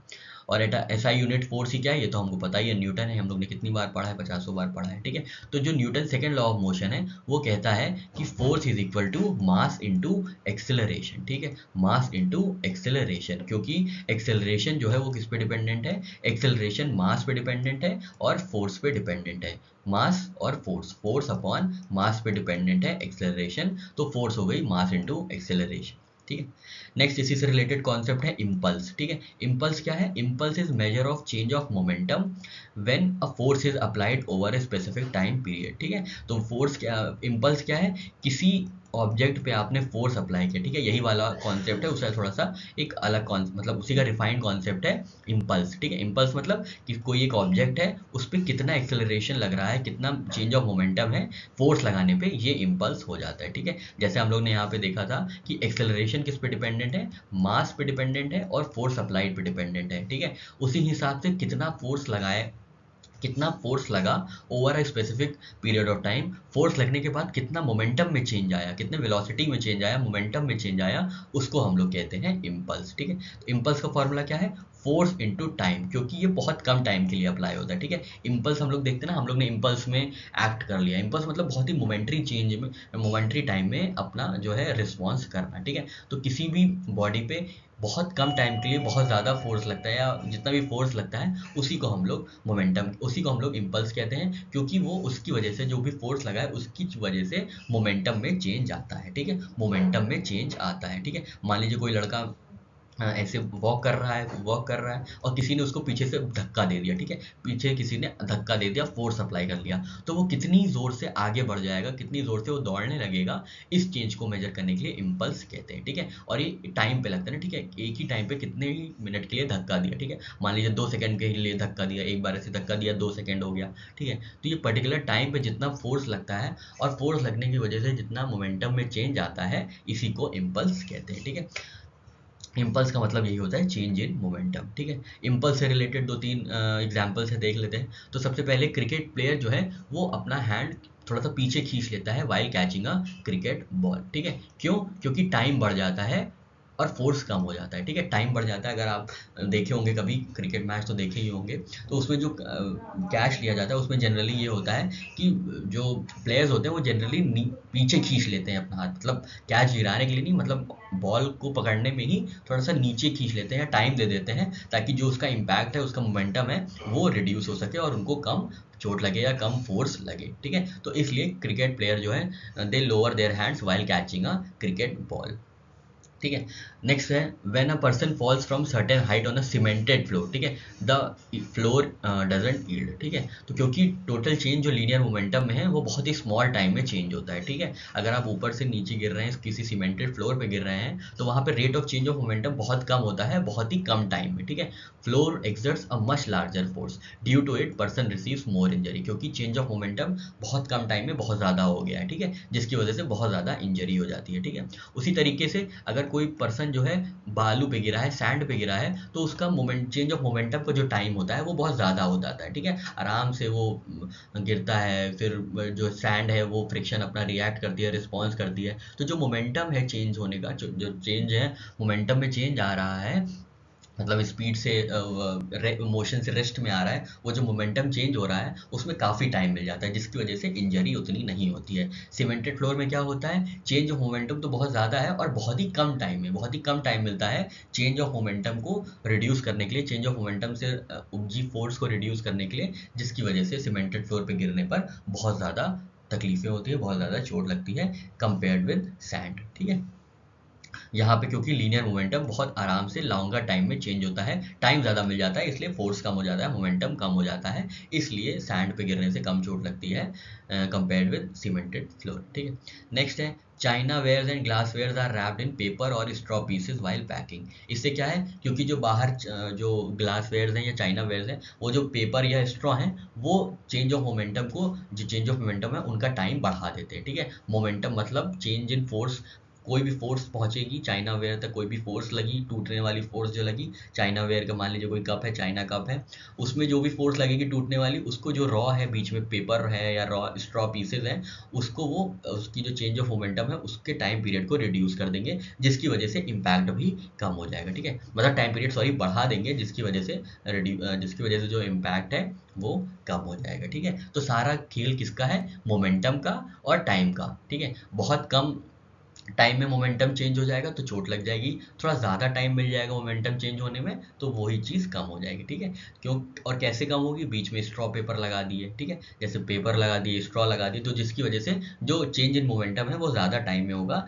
इसलिए जो भी इम्पैक्ट है वो कम हो जाएगा, ठीक है। फिर देखते हैं vehicles like scooter, bus, car, truck etcetera are provided with shockers. क्यों, क्योंकि शॉकर्स क्या होते हैं, एब्जॉर्ब कर लेते हैं, जो भी चेंज इन मोमेंटम है एब्जॉर्ब कर लेते हैं और टाइम पीरियड बढ़ा देते हैं इम्पैक्ट का। टाइम पीरियड बढ़ा इम्पैक्ट का तो जो भी रिपरकशंस हैं, जो भी उसके रिजल्ट्स हैं, हार्मफुल रिजल्ट्स हैं, वो भी कम हो जाते हैं, ठीक है।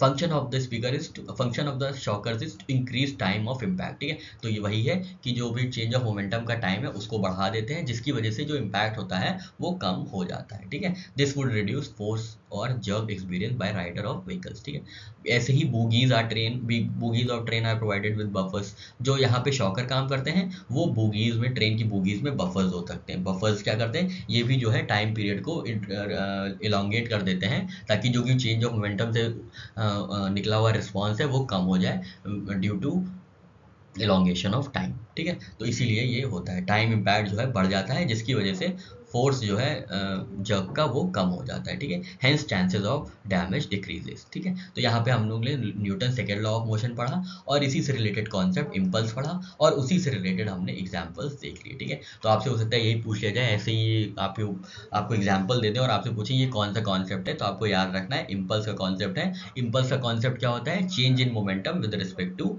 टाइम, ठीक है। अगर change in momentum with respect to time है तो वो इम्पल्स हो जाता है। ज़्यादा टाइम मिलेगा तो जो चेंज ऑफ मोमेंटम का इम्पैक्ट है वो कम होगा, कम टाइम मिलेगा तो वो जो है चेंज इन मोमेंटम का कम टाइम होगा तो इम्पैक्ट भी ज़्यादा होगा। जैसे सीमेंटेड फ्लोर में अगर हम गिरते हैं तो उसका जो मोमेंटम है वो बहुत जल्दी चेंज हो जाता है, उसका टाइम पीरियड बहुत कम होता है, जिसकी वजह से उसका इम्पैक्ट बढ़ जाता है। इसी तरीके से सैंड पे गिरते हैं या शॉकर जो होते हैं वो टाइम पीरियड बढ़ा देते हैं चेंज ऑफ मोमेंटम का, जिसकी वजह से जो इसका इम्पैक्ट है वो भी रिड्यूस हो जाता है, ठीक है साथियों। आशा करते हैं आपको ये सारे कॉन्सेप्ट्स क्लियर हुए होंगे। बढ़ते हैं हम लोग Newton's third law of motion की ओर। अब यहाँ पे अच्छा मोमेंटम देख लेते हैं। तो मोमेंटम क्या होता है, अभी हम लोगों ने चेंज इन मोमेंटम की बात की थी। तो मोमेंटम क्या है, it is a product of mass and velocity, ठीक है, product of mass and velocity, ठीक है। अब वेलोसिटी वेक्टर क्वांटिटी है तो मोमेंटम भी वेक्टर क्वांटिटी हो गई, ठीक है। It is a vector quantity possessing magnitude and direction, it SI unit is kilogram metre per second, ठीक है। तो मास इंटू वेलोसिटी जो है मोमेंटम की फॉर्मूला है, ठीक है।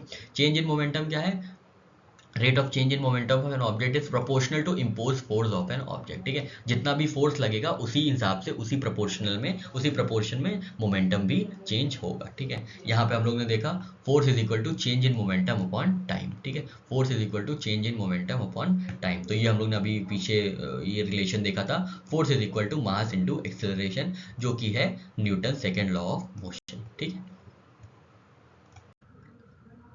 Newton's third law of motion तो जग जाहिर है कि क्या है, ठीक है, सबको ही पता है। For every action there is equal and opposite reaction, ठीक है। आपने किसी को चाटा मारा तो वो इक्वल ही और अपोजिट रिएक्शन से आपको भी दूसरा चाटा मार देगा, अनलेस यू आर गांधीयन, तब अलग बात है, ठीक है। यहाँ पे गांधी का फोर्स जो है वो Newton third law of motion को डिफाई कर देता है, क्योंकि गांधी जी बोलते हैं कि दूसरा गाल दे देना चाहिए, ठीक है। हालांकि फिजिक्स में ये एप्लीकेबल नहीं होता है, ठीक है। तो फिजिक्स में ये याद रखेगा, for every action there is equal and opposite reaction, ठीक है। The force impose by first object to other object is known as action, while the force imposed by second object on the first object is reaction. The size of force on the first object equals the size of force on second object, ठीक है। तो Newton का third law of motion जो है वो action reaction law है, ठीक है, तो हम लोग जानते हैं। इसके एग्जांपल्स देख लेते हैं। बुक ऑन टेबल, ठीक है, तो जिस हिसाब से आप बुक टेबल पे रखेंगे उसी हिसाब से टेबल एग्जर्ट करेगी बुक पे फोर्स, ठीक है। When a book is placed on table top, book exerts a force on the table, ठीक है। बुक जो है टेबल पे अपना फोर्स एक्सर्ट करती है, जिसकी वजह से रिएक्शन हो गया, जिसकी वजह से रिएक्शन आता है टेबल का, वो इक्वल वेट अ, जो टेबल होती है वो सपोर्ट करती है बुक को by exerting an equal force on the book, this is force of reaction, ठीक है। तो जैसे बुक रेस्ट पे है तो रेस्ट पे रहेगी, अगर आपने टेबल हिला दी तो बुक भी हिल जाएगी, ठीक है। तो ये एक्शन रिएक्शन नॉर्मल है, ठीक है। वॉकिंग, अगर आप जैसे वॉक कर रहे होते हैं तो रोड पे जो होता है वो फ्रिक्शन होता है, तभी आपको ईजिली वॉक करने मिलता है, ठीक है। ये क्या है, कॉम्पोनेंट ऑफ एक्शन क्या है, आप जो है अपना पैर बढ़ा रहे हैं ग्राउंड की तरफ, ग्राउंड पे रख रहे हैं, जमीन पे रख रहे हैं, तो वो क्या ये आप अपना पैर का फोर्स लगा रहे हैं ग्राउंड पे, ठीक है। और ग्राउंड क्या कर रहा है, रिएक्शन कर रहा है, कैसे, आपके पैर पे फोर्स लगा के, ठीक है। Ground pushes person in forward direction with an equal force, तो ये रिएक्शन हो गया, ठीक है, वॉकिंग। नेक्स्ट है फायरिंग फ्रॉम अ गन, ये तो आप देखे ही हैं, अगर आप कोई गन चलाते हैं तो रिकॉइलिंग होती है और आप थोड़ा सा पीछे मूव कर जाते हैं, तो ये जो पीछे मूव कर जाते हैं ये क्या होता है, ये रिएक्शन होता है, ठीक है। नेक्स्ट है flight of jet planes and rocket motion, ठीक है। तो ये तो बर्न फ्यूल जो है which appears in the form of hot and highly compressed gases example through the escaping of gases push jet plane, ठीक है। जो जो फ्यूल्स होते हैं, जो गैसेस होती हैं जेट प्लेन्स में और रॉकेट में, वो क्या करते हैं, ये जेट प्लेन है मान लीजिए, ये जेट प्लेन है, ये रॉकेट है मान लीजिए, तो यहाँ पे जो ये फ्यूल है ये बर्न कर, ये जब जलते हैं फ्यूल, जब बर्न होते हैं तो ये ऊपर जाते हैं, लेकिन पीछे क्या छोड़ जाते हैं, पीछे अपने एक गैस का एक पूरा लेयर छोड़ जाते हैं, तो ये क्या होता है, ये रिएक्शन होता है, ये इस एक्शन के, ठीक है। द एस्केपिंग गैसेस, जो एस्केपिंग गैसेस होती हैं जो यहाँ पे एस्केप हो जाती हैं फ्यूल में, तो ये पुश करती हैं आगे को, और ये रॉकेट जो है ये पुश करता है इधर, रिएक्शन मतलब एक्शन होता है कि गैसेस निकल रही हैं या प्लेन ऊपर जा रहा है, और जो रिएक्शन है वो एस्केपिंग गैसेस का रिएक्शन है, hence jet and rocket move, ठीक है। तो ये flight of jet planes and rocket motion भी एक्शन और रिएक्शन के बेसिस पे काम करता है। उसी तरीके से motion of boat away from the shore, when a boatman wants to move boat away from the shore, वो धक्का देता है against the shore with his oar, जो भी उसका चप्पू है उसके अगेंस्ट उसको चलाता है, जिसको एक्शन कहते हैं। और जो शोर है मतलब जो किनारा है वो भी पुश करता है बोटमैन को against itself with an equal and opposite force, जो कि रिएक्शन हो जाता है, ठीक है। तो ये सारे एग्जांपल्स हैं Newton's third law of motion के। बढ़ते हैं आगे हम लोग। नेक्स्ट है कुछ और सब कॉन्सेप्ट्स हैं मैकेनिक्स के, तो हम लोग देख लेते हैं। तो हम लोग ने पूरा मोशन देखा भी, अब हम लोग वर्क की बात करते हैं, कितना काम हुआ है, ठीक है। तो काम क्या है यहाँ पे, a force is said to do work if when acting there is displacement of point of application in direction of force, ठीक है। If no displacement occurs, if no displacement occurs then after applying force no work is done. ठीक है, तो work किस पे dependent है, work displacement में dependent है, ना कि डिस्टेंस पे। ठीक है, तो work is equal to force into displacement. ठीक है, काम कितना मेजर किया जाएगा, जितना फोर्स लगा है, और डिस्प्लेसमेंट जिस डायरेक्शन में फोर्स लगा है उसको कहेंगे डिस्प्लेसमेंट, और वही जो है प्रोडक्ट हो जाएगा वर्क का। ठीक है, और वर्क क्या होता है, वर्क होता है एफ इंटू एस। ठीक है, और फोर्स क्या है, फोर्स एफ कॉस थीटा का एक फंक्शन है, ये हम लोग को नहीं जानना है, इतना जरूरी नहीं है, बस आपको ये जानना है वर्क इज स्केलर क्वांटिटी। ठीक है, वर्क क्या है, स्केलर क्वांटिटी है, इसकी एसआई यूनिट जूल है। ठीक है, ये तो हम लोग जानते हैं, वर्क की एसआई यूनिट जूल है। ठीक है, तो याद रखिएगा वर्क क्या है, work is equal to force into displacement, और जो डिस्प्लेसमेंट है और जो वर्क है वो स्केलर क्वांटिटी है। ठीक, नेक्स्ट कॉन्सेप्ट है पावर। पावर क्या है, this is rate of doing work by machine और एनीबॉडी। ठीक है, rate of doing work, rate of doing work मतलब कितने समय में कितना काम हुआ है। ठीक है, तो power is equal to work upon time. इसकी एसआई यूनिट क्या है, जूल पर सेकेंड, क्योंकि टाइम फैक्टर इन्वॉल्व है तो पर सेकेंड आ गया। वर्क में टाइम फैक्टर नहीं इन्वॉल्व था, इसलिए ये सिर्फ जूल था। ठीक है, इसलिए इसकी यूनिट सिर्फ जूल थी, या 1 न्यूटन मीटर थी। न्यूटन मीटर क्यों, न्यूटन फोर्स की यूनिट होती है, डिस्प्लेसमेंट की यूनिट मीटर होती है। ठीक है, इसमें टाइम कॉम्पोनेंट नहीं था, इसलिए इसमें पर सेकेंड वाला कोई सीन ही नहीं था। ठीक है, पर पावर में टाइम इन्वॉल्व है तो एसआई यूनिट हो गई उसकी जूल पर सेकेंड। ठीक है, इट इज ऑल्सो कॉल्ड वाट। ठीक है, वाट की भी यूनिट है जूल पर सेकेंड। और another unit of power is horse power, and 1 horse power is equal to 746 watt. ठीक है, तो ये सारी चीज़ें भी हम लोग ने चैप्टर फर्स्ट में पढ़ी थी, जब हम लोग ने फिजिकल क्वांटिटी के बारे में पढ़ा था और उनकी एसआई यूनिट्स के बारे में पढ़ा था। ठीक है, नेक्स्ट जो हमारा कॉन्सेप्ट है वो एनर्जी का कॉन्सेप्ट है। It is a capacity for doing work, कितनी कैपेसिटी है एक पर्टिकुलर मशीन में काम करने की, उसको एनर्जी कहते हैं। ठीक है, एनर्जी भी एक स्केलर यूनिट है और इसकी एसआई यूनिट भी जूल है। ठीक है, तो वर्क फोर्स एनर्जी सब आपस में जुड़े हुए हैं। ठीक है, वर्क में क्या है, वर्क में जो है टाइम पीरियड इन्वॉल्व नहीं है, पावर में टाइम पीरियड इन्वॉल्व है। ठीक है, और एनर्जी जो है वो कैपेसिटी ऑफ डूइंग वर्क है। ठीक है, एनर्जी भी कितने प्रकार की होती है, mechanical energy, heat energy, light energy, sound energy. ठीक है, मैकेनिकल एनर्जी क्या होता है, ये sum of kinetic and potential energy. ठीक है, मैकेनिकल एनर्जी जो होती है वो potential energy plus kinetic energy होती है किसी भी ऑब्जेक्ट को काम कराने की। ठीक है, तो जो sum of potential and kinetic energy is called mechanical energy, ये याद रखिएगा, sum of kinetic energy and potential energy is called mechanical energy. अब हमने देखा था mechanical energy is equal to sum of kinetic energy plus potential energy. ठीक है, kinetic energy plus potential energy, kinetic energy plus potential energy. अब हम लोग देख लेते हैं काइनेटिक एनर्जी क्या है। तो काइनेटिक एनर्जी क्या है, ये ड्यू टू मोशन की वजह से जो भी एनर्जी होती है, कोई भी ऑब्जेक्ट मोशन में है और उसके अंदर एनर्जी है, तब उसको काइनेटिक एनर्जी कहते हैं। ठीक है, काइनेटिक एनर्जी किस पे डिपेंडेंट है, मास पे और स्पीड पे, मास पे और स्पीड पे। तो के is equal to half mv²। ठीक है, तो ये आपको रिलेशन याद रखना है। काइनेटिक एनर्जी किसकी वजह से होती है, this is possessed due to motion of an object, this is being possessed due to motion of due to characteristics of motion in an object. ठीक है, तो काइनेटिक एनर्जी मोशन की वजह से, और पोटेंशियल एनर्जी पोजीशन की वजह से। ठीक है, ड्यू टू इस पोजीशन। ठीक है, काइनेटिक एनर्जी मोशन की वजह से और पोटेंशियल एनर्जी पोजीशन की वजह से। ठीक है, it is clear that if any object under a force is shifted from one position to another position, then during it done work is stored as potential energy of object. ठीक है, तो potential energy किस पे dependent है, मास पे, gravitational acceleration पे और height पे। ठीक है, तो ये P is equal to mgh। तो ये टोटल क्या हो गया mechanical energy, this plus this. ठीक है, ये पोटेंशियल एनर्जी हो गई, ये काइनेटिक एनर्जी हो गई। ठीक है, अब ये बहुत इंपॉर्टेंट चीज़ हम देख लेते हैं, क्योंकि कई बार हमारे एग्जाम में पूछा जाता है कि जो अपैरेटस है, कोई भी डिवाइस है, वो किस चीज़ को एनर्जी, क्या चीज़ की एनर्जी क्या चीज़ में ट्रांसफॉर्म कर रहा है। ठीक है, तो सबसे पहले जो डायनमो है, आप देखें डायनमो, वो क्या करता है, ये कन्वर्ट करता है mechanical energy into electrical energy. ठीक है, तो डायनमो का जो फंक्शन है वो हम लोग ने चैप्टर 2 में देखा था, जहाँ पे हमने सारे डिवाइसेस पढ़े हैं और उनका रोल पढ़ा है, उनका एप्लीकेशन पढ़ा है। ठीक है, तो अगर आपने वो भी नहीं देखा है तो प्लीज़ जाके देखिएगा, वो बहुत इंपॉर्टेंट चैप्टर है एग्जाम पॉइंट ऑफ व्यू से। ठीक है, यहाँ पे अपैरेटस क्या है, यहाँ पे अपैरेटस है डायनमो। डायनमो क्या करता है, डायनमो कन्वर्ट करता है mechanical energy into electrical energy. याद रखिएगा, mechanical energy into electrical energy. ठीक है, इलेक्ट्रिक मोटर नाम से ही पता चल रहा है, electric energy into mechanical energy, क्योंकि ये काम करते हैं ना इलेक्ट्रिक। आप इलेक्ट्रिक मोटर अगर आप प्लग इन करेंगे अपने, तो वहाँ से इलेक्ट्रिक आएगी, इलेक्ट्रिक क्या कन्वर्ट करेगी, इलेक्ट्रिक क्या करेगी, मोटर चला देगी आपकी। ठीक है, कोई भी पंप होगा वो चला देगी, तो वो मैकेनिकल एनर्जी में कन्वर्ट हो जाएगी। ठीक है, तो electrical energy into mechanical energy.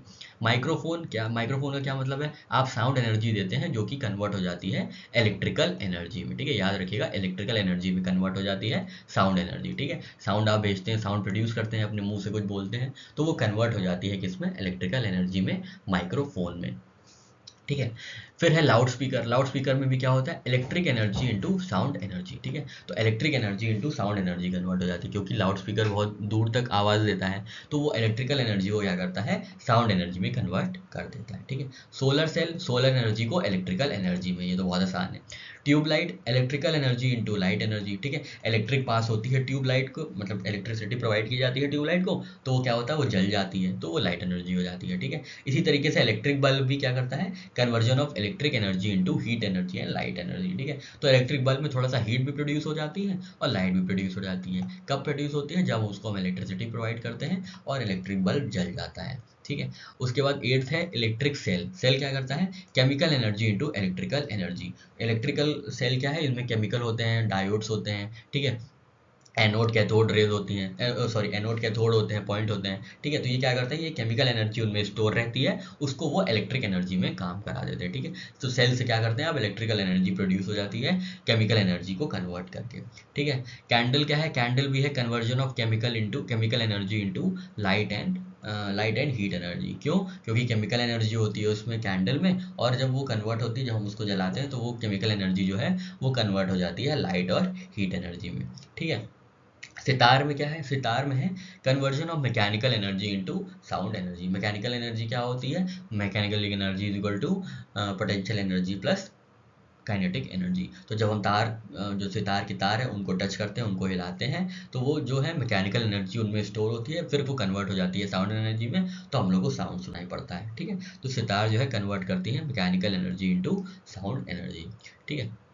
During photosynthesis क्या होता है, सोलर एनर्जी रिसीव होती है प्लांट्स को, जो कि केमिकल एनर्जी में कन्वर्ट हो जाती है, ठीक है। तो फोटोसिंथेसिस में क्या होता है, ग्रीन प्लांट्स क्या करते हैं, सोलर एनर्जी को केमिकल एनर्जी में कन्वर्ट कर देते हैं, ठीक है। चलिए बढ़ते हैं आगे। नेक्स्ट अब हम लोग देख लेते हैं फंडामेंटल फोर्सेज ऑफ नेचर, ये लास्ट टॉपिक होगा, ठीक है। तो हम लोग सिर्फ चार फंडामेंटल फोर्सेज ऑफ नेचर को जानते हैं, जिनके बारे में हम लोग पढ़ेंगे, ठीक है। इनका ओरिजिन जो है वो बहुत ही कॉम्प्लेक्स है, पर उनको थोड़ा सा सिंप्लीफाई करके हम लोग यहाँ पे पढ़ लेंगे, क्योंकि इससे भी क्वेश्चन फ्रेम हो जाते हैं, ठीक है। तो सबसे पहली जो हमारी फोर्स है वो ग्रेविटेशनल फोर्सेज है, आप जानते हैं ग्रेविटी, ठीक है। उसके बाद वीक न्यूक्लियर फोर्सेज है, फिर इलेक्ट्रोमैग्नेटिक फोर्सेज है, फिर स्ट्रॉन्ग न्यूक्लियर फोर्सेज है, ठीक है। Weak nuclear forces, strong nuclear forces, electromagnetic forces जो आप देखते हैं मैग्नेटिज्म, और ग्रेविटेशनल फोर्सेस, ठीक है। अब इन चारों फोर्सेस के बारे में हम लोग थोड़ा सा डिटेल में पढ़ लेते हैं, कुछ इंपॉर्टेंट पॉइंट्स हम लोग हाईलाइट कर लेंगे जो कि एग्जाम पॉइंट ऑफ व्यू से रिलेवेंट होंगे। अब हम लोग ग्रेविटेशनल फोर्स के बारे में पढ़ लेते हैं। तो ग्रेविटेशनल फोर्स क्या होती है, ये म्यूचुअल अट्रैक्शन है between any two objects by virtue of their masses, ठीक है। तो मास की वजह से जो भी अट्रैक्शन होता है दूसरे दो बॉडीज में आपस में, उसी को ग्रेविटेशनल फोर्स कहते हैं, ठीक है। तो जो मास होता है किसी बॉडी के अंदर, किसी ऑब्जेक्ट के अंदर, उसकी वजह से जो भी अट्रैक्शन डेवलप होता है, जो भी फोर्स डेवलप होती है, उसको ग्रेविटेशनल फोर्स कहते हैं, ठीक है। सिंपल सा यही मतलब है, ठीक है। ये यूनिवर्सल अट्रैक्टिव फोर्सेज हैं, ठीक है। They exist between microscopic as well as macroscopic object, ठीक है। तो आप देखते होंगे छोटे छोटे जो न्यूट्रॉन्स है वो भी आपस में ग्रेविटी की वजह से जुड़े हुए हैं। उसी तरीके से आप देखते होंगे अर्थ की ग्रेविटी और मून की ग्रेविटी मिलके वो ले आती हैं क्या, टाइड्स, सी टाइड्स जो होती हैं, ओशन टाइड्स, ओशन में जो टाइड्स आते हैं। तो यहाँ पे देखिए, यहाँ पे भी माइक्रोस्कोपिक ऑब्जेक्ट्स में भी, इतने बड़े बड़े ऑब्जेक्ट्स में भी ग्रेविटी काम कर रही है, और छोटे छोटे ऑब्जेक्ट में भी ग्रेविटी काम कर रही है, ठीक है। तो gravity are universal attractive forces, याद रखिएगा ये अट्रैक्टिव फोर्स है, ना कि रिपल्सिव फोर्स, ठीक है। Gravitational forces are universal attractive forces, they are weakest forces in nature. Weakest force nature में कैसे पता लगाएंगे, अभी आप दो मैग्नेट आपस में रख दीजिए, दो मैग्नेट आपस में रख दीजिए, आपस में चिपक जाएंगे यहाँ, ठीक है। ग्रेविटी को डिफाई कर दिया, ठीक है। तो ये वीकेस्ट फोर्सेज है नेचर की, ठीक है।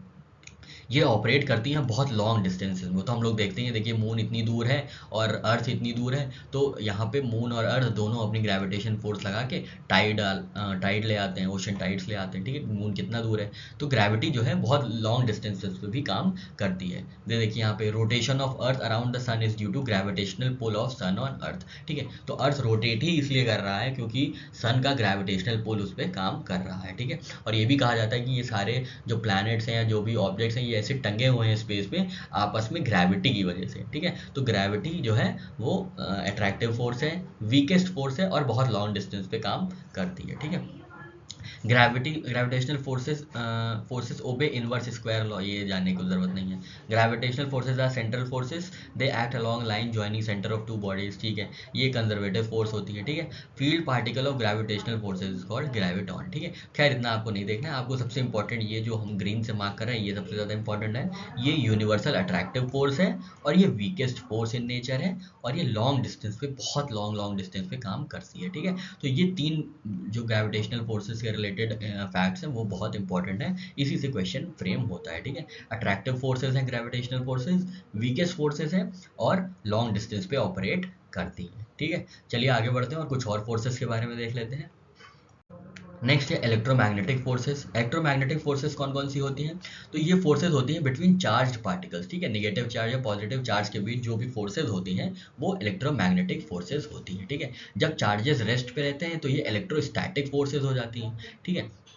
और जो इनके फोर्स होते हैं वो चार्जेस के अट्रैक्टिव होते हैं and forces between like charges are upper repulsive. ये तो आपको पता ही है, अट्रैक्टिव जो सेम चार्जेस हैं वो रिपेल करते हैं और अपोजिट चार्ज जो है वो अट्रैक्ट करते हैं, ठीक है। Opposites attract and similarity repels, ये तो आप जानते हैं, ठीक है। तो these forces are govern by Coulomb's law, ठीक है। कूलॉम्स लॉ के बेसिस पे इलेक्ट्रोमैग्नेटिक फोर्सेज जो है गवर्न की जाती हैं, ठीक है। तो खैर आपको इतना नहीं याद रखना है।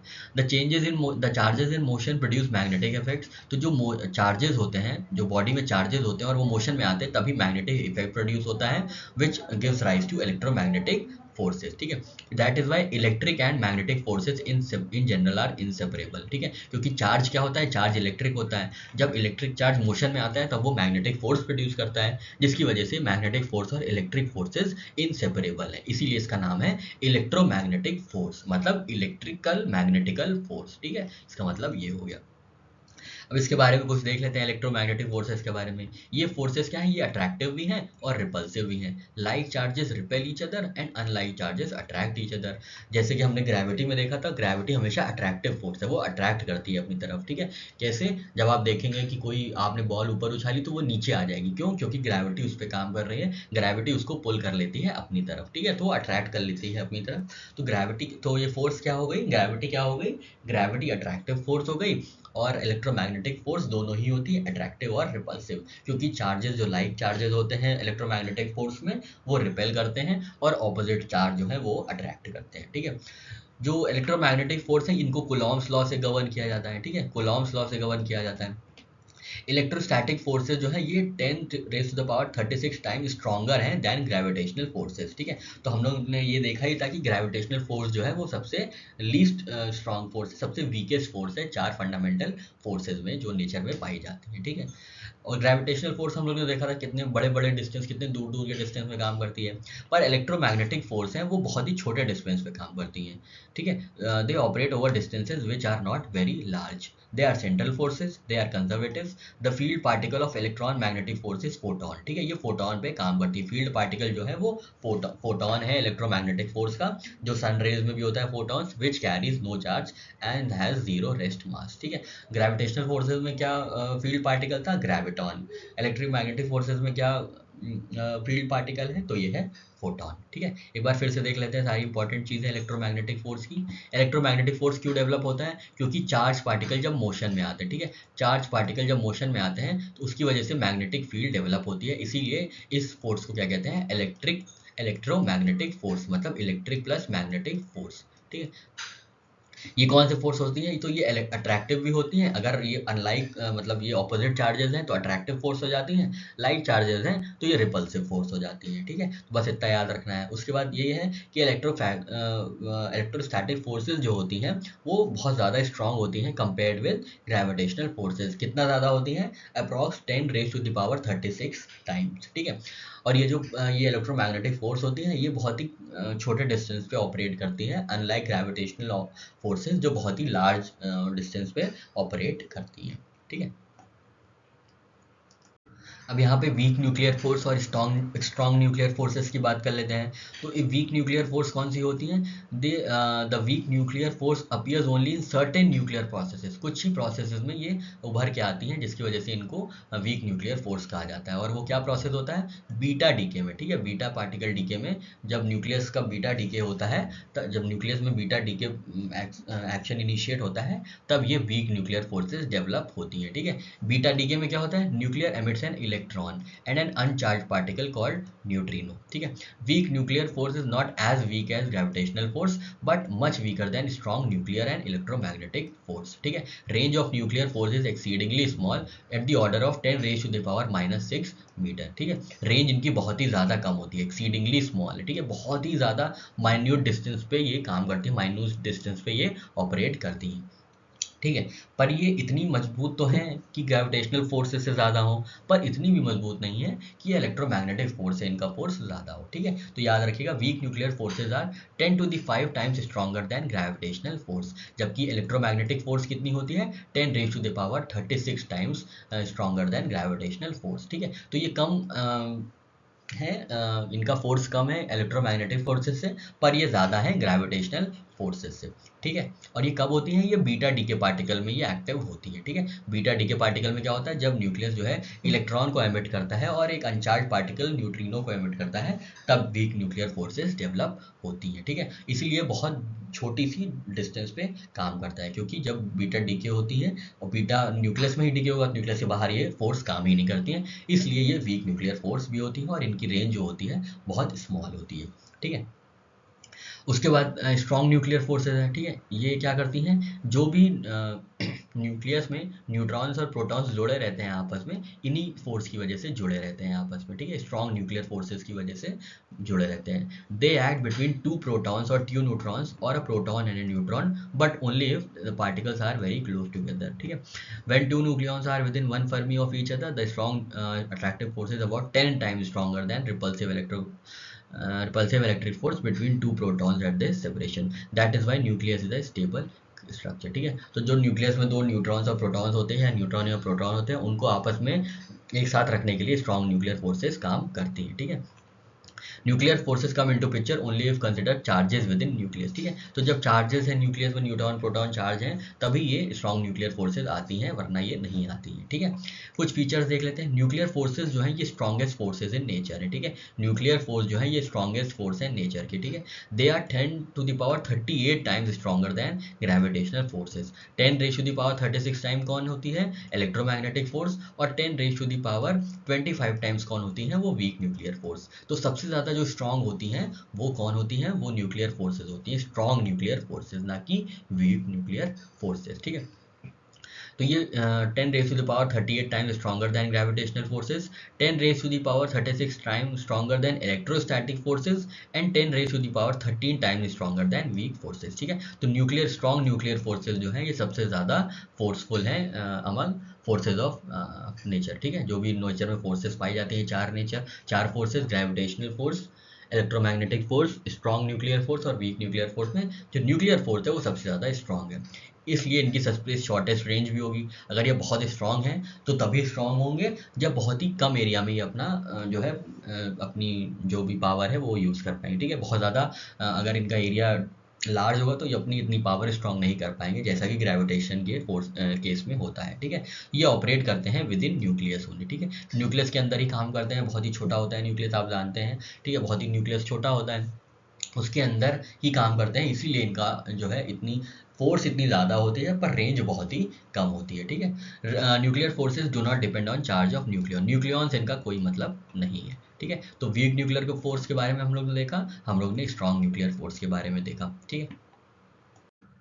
अब यहाँ पे एक कंपैरिजन टेबल है, आप देख लीजिए।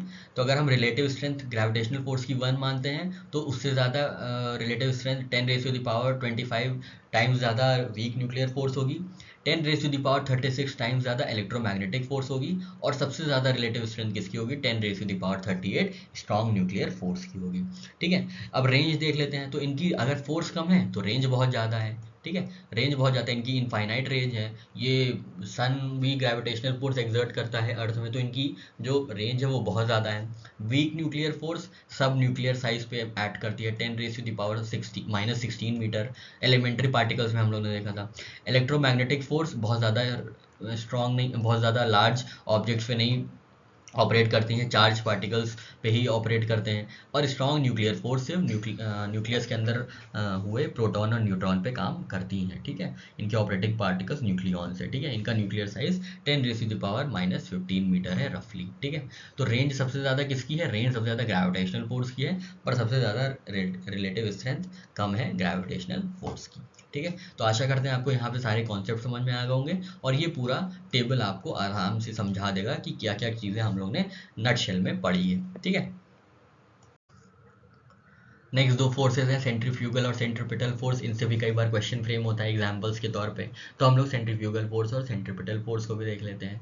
सेंट्रीफ्यूगल फोर्स क्या है? ये एक परसीव्ड फोर्स है that acts outward on an object moving in circular path, ठीक है।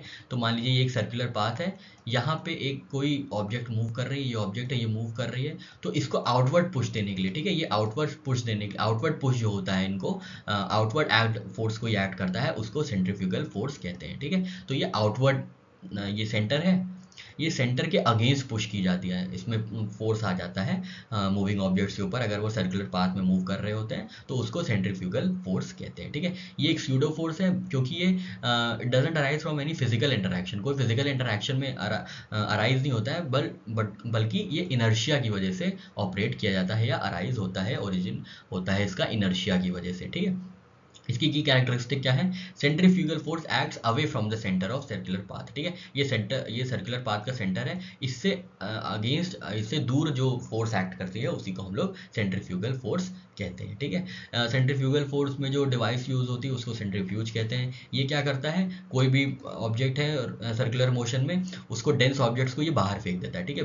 डेंस ऑब्जेक्ट्स को बाहर फेंक देता है, और हेवियर ऑब्जेक्ट्स जो होते हैं वो सस्पेंशन में होते हैं, सॉरी, डेंस ऑब्जेक्ट्स को ये बाहर फेंक देता है अवे फ्रॉम द सेंटर, जो हम लोग ने देखा था, जो उसकी कैरेक्टरिस्टिक है। और जो लाइटर ऑब्जेक्ट्स होते हैं वो सस्पेंशन में होते हैं, ठीक है। तो जैसे आपने क्रीम सेपरेटर देखा होगा, ये क्रीम बाहर निकाल देता है, मतलब आउटवर्ड टाइप में निकाल देता है, और जो मिल्क होता है, जो दूध होता है, वो एक जगह इकट्ठा हो जाता है सेंटर पे, ठीक है। और जो क्रीम होता है, जो हमको चाहिए होता है डेंस ऑब्जेक्ट, वो आउटवर्ड तरीके से, बाहरी तरीके से बाहर की रिम पे जमा हो जाता है, ठीक है। इसी तरीके से शुगर इंडस्ट्रीज वाले हैं, तो जो मोलासेस होते हैं ये लाइट पार्टिकल्स होते हैं, और शुगर क्रिस्टल जो होते हैं वो हैवी पार्टिकल्स होते हैं, ठीक है। तो सेंट्रीफ्यूज की मदद से क्या होता है कि शुगर इंडस्ट्री ऐसे घुमाते हैं शुगर को, मतलब गन्ने को घुमा के, तो मोलासेस बाहर आ जाते हैं, मतलब मोलासेस इधर आ जाते हैं, सेंटर की तरफ आ जाते हैं, और बाहर की तरफ शुगर क्रिस्टल्स इकट्ठे हो जाते हैं, ठीक है। क्यों? क्योंकि सेंट्रीफ्यूगल फोर्स यहाँ पे काम कर रहा है।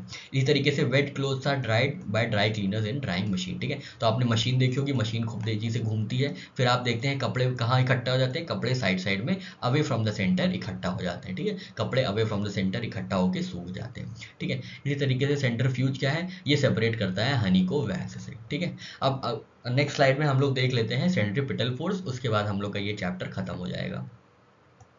लास्ट है सेंट्रीपिटल फोर्स। ये कौन सी फोर्स होती है? जो कि किसी मूविंग ऑब्जेक्ट, अगर कोई मूविंग ऑब्जेक्ट है सर्कुलर बॉडी में, उसको फोर्स को, मतलब उसको पुश करती है टुवर्ड्स द सेंटर, ठीक है। जैसे अभी सेंट्रीफ्यूगल फोर्स में था क्या?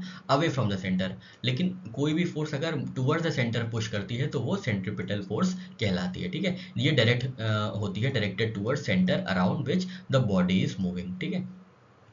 और ये फोर्स नेसेसरी है, क्योंकि कर्व पाथ में अगर मूव करना है तभी ये जो सेंट्रीपिटल फोर्स है बहुत काम में आती है, ठीक है। एग्जांपल्स देख लेते हैं हम लोग। तो जो हमारे प्लैनेट्स मूव कर रहे हैं स्फेरिकल में या सर्कुलर डायमेंशन में ही मूव कर रहे हैं, ठीक है, सर्कुलर ऑर्बिट या स्फेरिकल ऑर्बिट में ही मूव कर रहे हैं। क्यों मूव कर रहे हैं? क्योंकि सेंट्रीपिटल फोर्स इनको पुश कर रहा है टुवर्ड्स सन, ठीक है, टुवर्ड्स सन। तो जिसकी वजह से ये एक पर्टिकुलर सर्कुलर मोशन को अपना पा रहे हैं, अन्यथा ये कहीं गिर गया होते या कुछ हो जाता, ये अपनी ऑर्बिट से निकल गए होते अगर सेंट्रीफ्यूगल फोर्स काम में आता तो, ठीक है। पर इन सेंट्रीपिटल फोर्स काम में आता है, सेंट्रीपिटल फोर्स ज़्यादा भारी होता है सेंट्रीफ्यूगल से, जिसकी वजह से जो ग्रेविटेशनल फोर्स है between sun and planets act as centripetal force keeping the planets in orbit around the sun, ठीक है। तो ऑर्बिट, ये जो सन के अराउंड ये ऑर्बिट है, इस पे ही अर्थ घूमता रहता है। क्यों घूमता रहता है? क्योंकि सन और प्लैनेट के बीच की जो ग्रेविटी है वो सेंट्रीपिटल फोर्स की तरह काम करती है, ठीक है। इसी तरीके से अगर आप देखेंगे कोई कर्व्ड रोड है, ठीक है, तो जैसे ही आप इधर घुमाएंगे तो आप इधर की तरफ, सेंटर की तरफ मूव हो जाते हैं अपने आप ही। इसको सेंट्रिपिटल फोर्स कहते हैं, ठीक है। When a car turns around a corner, the friction between tyres and road provide centripetal force needed to keep car on curved path, ठीक है। तो कर्व पार्ट में भी कार को एक डायरेक्शन देने के लिए वो टुवर्ड्स सेंटर डायरेक्ट हो जाती है सेंट्रिपिटल फोर्स की वजह से। Swinging on ball in a string, when a ball is tied to a string and swung in circular motion, tension in the string provides centripetal force to keep ball moving in a circle, ठीक है। तो अगर आप किसी धागे से टांग देंगे बॉल को और उस पर कोई फोर्स प्रोवाइड करेंगे तो वो सर्कुलर मोशन में घूमते घूमते सेंट्रिपिटल फोर्स की तरह टुवर्ड्स द सेंटर ही आ जाएगी, क्योंकि सेंट्रिपिटल फोर्स काम करता है। इसी तरीके से रोलर कोस्टर्स हैं, ऑर्बिट में सैटेलाइट्स हैं, हमने देखा था। ऑर्बिट्स अपनी एटम इलेक्ट्रॉन ऑर्बिट्स में है एटम्स, और इस तरीके से cycling around a curve path, जैसे कि हमने कार में देखा था, ठीक है। तो आप लोग ये सारे एग्जांपल्स एक बार पढ़ लीजिएगा। बाकी हमको लगता है हमने काफ़ी चीज़ें क्लियर कर दी हैं, क्या क्या सेंट्रीफ्यूगल फोर्स है, सेंट्रिपिटल फोर्स है, इलेक्ट्रोमैग्नेटिक फोर्स है, ग्रेविटेशनल फोर्स है, स्ट्रॉन्ग न्यूक्लियर फोर्स है, वीक न्यूक्लियर फोर्स है, डिस्टेंस, डिस्प्लेसमेंट, स्पीड, वेलोसिटी, ये सारी चीज़ें हम लोग ने पढ़ ली। अब नेक्स्ट वीडियो में हम लोग इसी से related previous year question solve कर लेंगे, ताकि हमारी जो प्रिपरेशन है वो एग्जाम लेवल की तरह सॉलिड हो जाए, ठीक है साथियों। अब हम लोग जल्दी मिलेंगे अपने नेक्स्ट वीडियो में, और साथ ही साथ करंट अफेयर्स का भी वीडियो अपलोड किया जा रहा है, आप लोग वो चाहें तो देख सकते हैं। हम लोग जल्दी मिलेंगे नए वीडियो के साथ, तब तक के लिए साथियों जय हिंद, जय भारत।